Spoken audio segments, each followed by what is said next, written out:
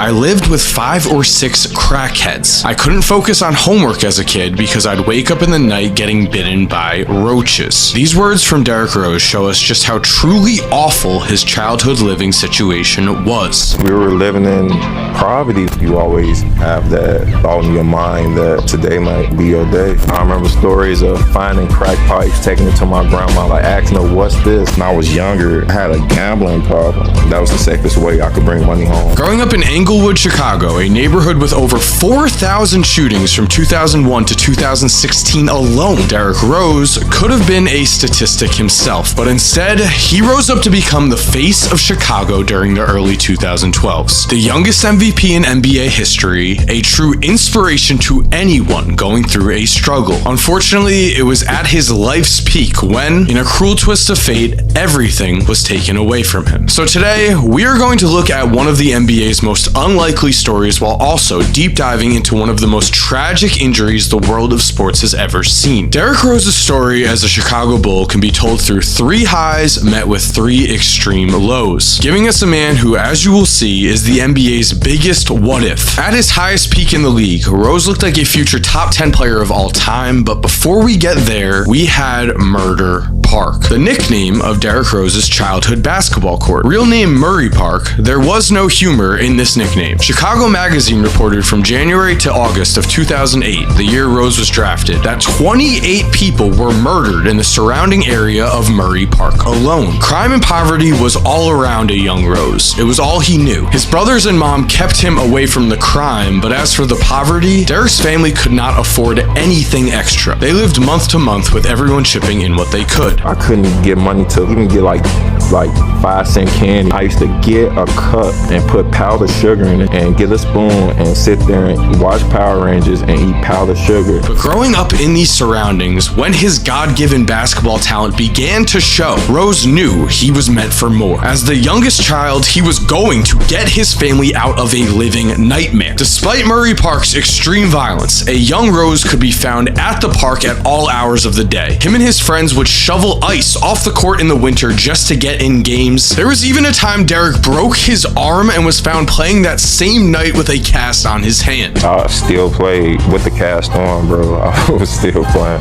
Somebody that broke their arm at 1 o'clock and you playing basketball at 7 o'clock. Derrick was only left alone from drug dealers and gangs because he was marked as someone who could make it out and make their neighborhood proud. The fact that his father was not in his life only made his desire to become great that much greater. And his college coach, John Calipari, would remember, he comes on campus in the summer and I go in the gym and he's sweating. He had been in there about an hour. I take a recruit somewhere, come back to campus. He's still in the gym. He'd been in there 5 hours. I call him over, kid, what are you doing? What do you mean? Market coach at work.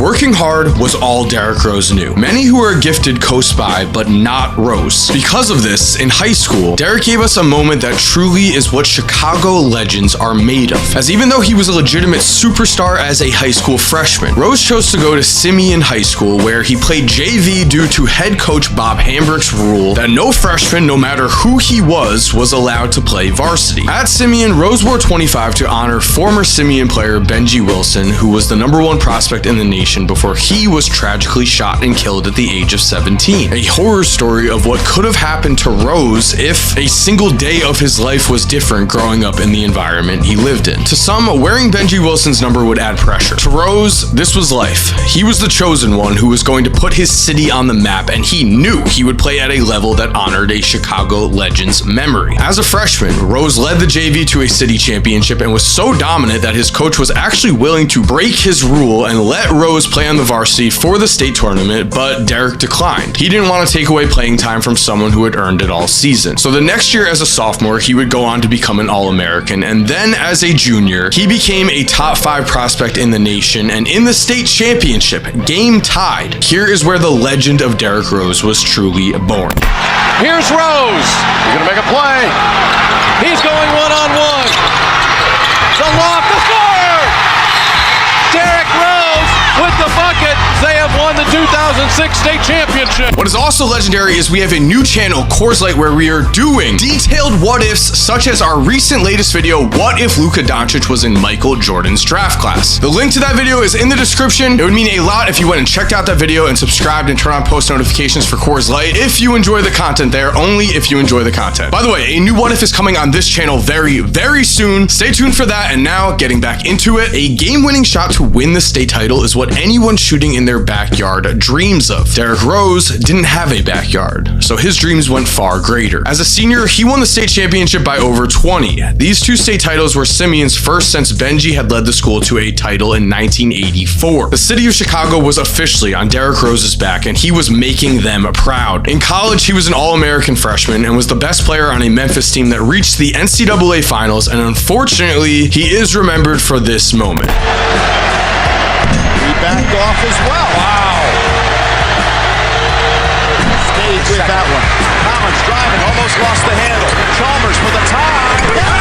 Rose would miss a key free throw that led to Mario Chalmers tying the game and Kansas winning in overtime. Horrible, but what's forgotten is the run that made Derrick Rose the #1 pick he became, as Rose would score a season-high 27 points in the Sweet 16 to lift Memphis over Michigan State, and then in the Final Four he would put up the third most points he scored in the season, 25, in a blowout win over UCLA, which meant by the end of this year, everything had clicked, leading us to the three highest of highs Derrick Rose felt as a Chicago Bull, and then the three tragic lows that took Derrick down. As if it was God's plan to have Derrick in Chicago, the Bulls had just a 1.7% chance to win the 2008 NBA draft lottery, as the 2007 Bulls were actually a major disappointment. They were picked to finish with 50 wins, but instead won just 33, which meant somehow everything lined up, and with a 1.7% chance, Chicago won the draft lottery, took their hometown guy with the #1 pick, and Rose officially arrived in Chicago seen as the city's savior. The man who could get the Bulls out of the post-Jordan era, but also, he was a man who had some help on his roster. Which leads us to our first high, the 2009 NBA playoffs. As in 2009, Rose was named the NBA's Rookie of the Year. However, we all know that when the lights are the brightest, that is when the most important games are played. That is when the best of the best come out, and Derrick Rose showed us exactly how advanced of a young player he was against the defending champion Boston Celtics. As in the first round, the Bulls were just the 7th seed, but with Hall of Famer Kevin Garnett sitting, Derrick saw his chance to capture the world's attention, and he did. In Game 1, Rose would score 11 points in the fourth quarter, while also giving Chicago the lead with 2 late free throws before this went to overtime, where Tyrese Thomas caught fire and Chicago took the upset win over the old champs. This was a historic night, as at this point in time, Rose was seen as a potential star. However, this was his true coming out party. The 36 points Rose finished with were, at the time, the most scored by a rookie in his playoff debut since Kareem Abdul-Jabbar, who had accomplished that feat in 1970. Kareem would go on to win 6 MVPs, so Derrick Rose was in great company, and Rose also finished Game 1 with 11 assists. The league was officially on notice. Chicago vs. Boston in 2009 also gave us one of the best first-round series we have ever seen. Game 2 came down to this. Rose is on Rondo. Allen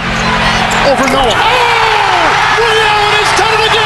Game 4 saw Ray Allen again come up huge. Allen for 3. It's good. He ties the game with 9.8 remaining. Before the Bulls won in 2 overtimes. Chicago could have taken Game 5 if the following did not happen. It's Pierce. Is this the dagger? Which meant Chicago could have won this series, as they did win Game 6 by 1 in triple overtime. No one acted away. Galloping with Pierce.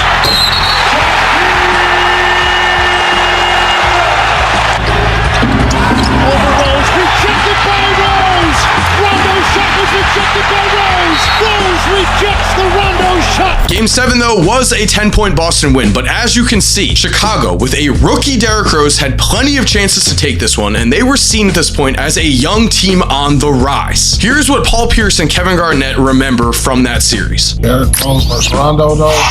Rookie Rose. Ooh, he was proud.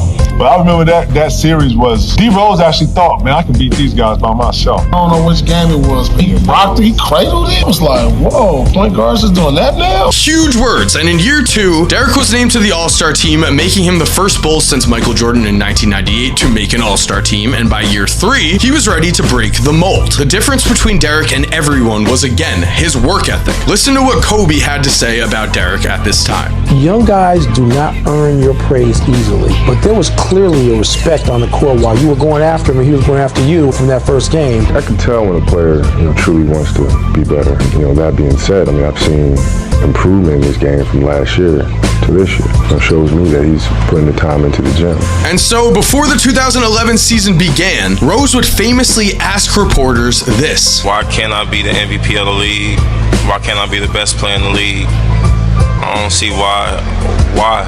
Why can't I do that? The question, why can't I be MVP, is iconic. And the season that followed was, of course, Derrick Rose's second high, his 2011 MVP winning year. Playing at Murray Park, seeing real-life horrors play out in front of him as he was playing basketball gave Derrick a different presence on the court. He was calm under any pressure he faced when the stakes were just who would win a basketball game. We saw this when Derrick Rose was named an All-Star starter, and while everyone else danced, Derrick stood there. At guard, making his third appearance as an All-Star for the Chicago Bulls, Derrick Rose. Again, the second high, though, of course, was becoming the youngest MVP in NBA history. Something people have tried to discredit in the years since, saying LeBron should have won the award. But if we look at LeBron versus Derrick directly in terms of points, rebounds, assists, and field goal percentage, a slight nod to LeBron, sure. We do have to remember that the Chicago Bulls were the 1 seed over the Miami Heat at this point. And now, let's compare rosters. Here's LeBron's stats next to Dwayne Wade's in 2011. They were nearly identical. Meanwhile, on a team that had the #1 defensive rating in the NBA, the Chicago Bulls, let's compare Derrick, who finished first in the Bulls in points and assists, to Luol Deng, who finished second in both. There is no comparison. Derrick Rose was the Bulls' entire offense on the best defense in the league, and Chicago finished with a better record. Derrick won the MVP this season for great reason. He also did not stop there. In the 2011 playoffs, first went down the Pacers,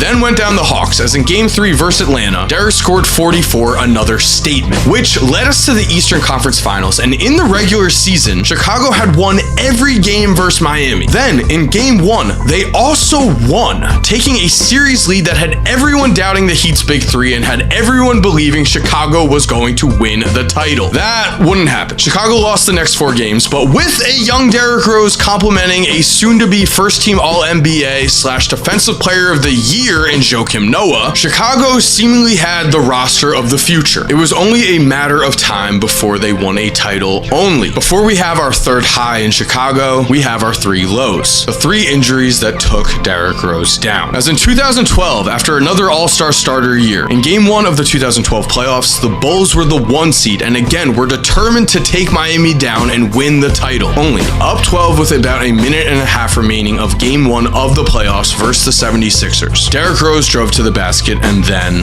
Look, we're looking to sweep you guys. You wanted us. You were crying out that you bypassed the harder team in Miami Heat. Rose came down bad on his left foot.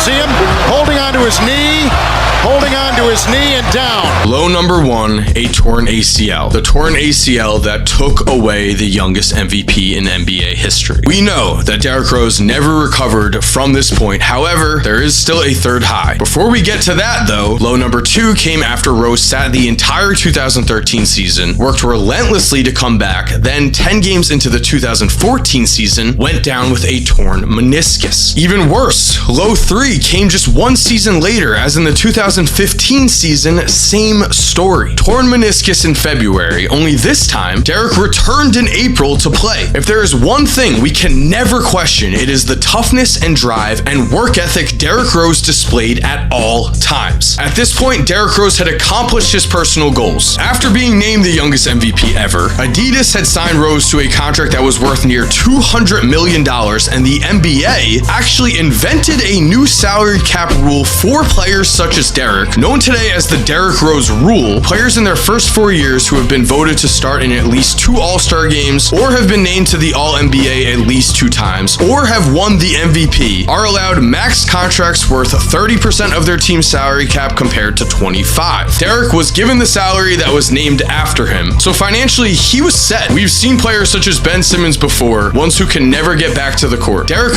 drove himself to get back to basketball, to get back to Chicago, to win a championship for his city, which makes his third high so memorable and so tragic at the same time. Because while we now know that Rose would never be the same, that he would never make another All-Star team after his injury, at this time during the 2015 season, fans still had hope. Derrick was just 26 years old and the Bulls won 50 games in 2015. On top of this, that season, new hope had emerged, as Jimmy Butler went from the last pick of the first round in 2011 to a 20-point per game scoring All-Star and most improved player in 2015. If Derrick could only regain his MVP form, or at least come close to it, the Chicago Bulls were legitimate title threats, and against LeBron James, it did look like they had a chance. In round 1, Chicago had taken down Milwaukee, which meant round 2 gave them Cleveland, and in game 1, Derrick was back to himself. D Rose would finish with 25 points, 5 assists, and 5 rebounds in a 7-point Bulls win that stole home court advantage. Game 2 saw Cleveland win, but in game 3, we had high number 3. Rose trying to get open, fires away. Bang! It's over!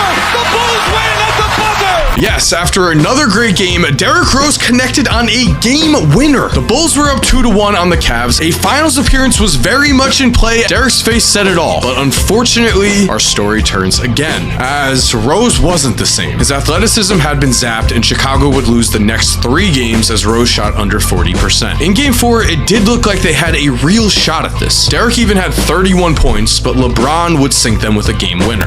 James for the win. It's gone. LeBron James at the buzzer.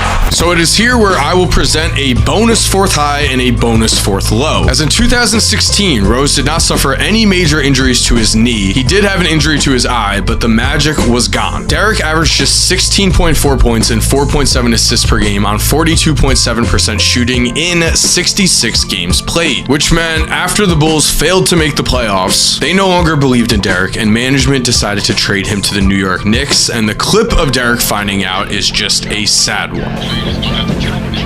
You serious? That might be traded to New York. It's funny how